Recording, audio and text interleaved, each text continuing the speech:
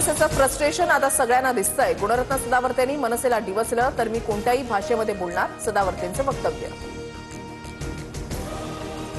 कोरटकरला संरक्षण देणं चुकीचंच, सुधीर मुनगंटीवारांचा सरकारला घरचा आहे। सुरक्षा असेल तर ती फडणवीस काढून घेतील, शिवरायांचा अवमान करणाऱ्यांना सुरक्षा देण्याची गरज नाही, मुनगंटीवारांची प्रतिक्रिया।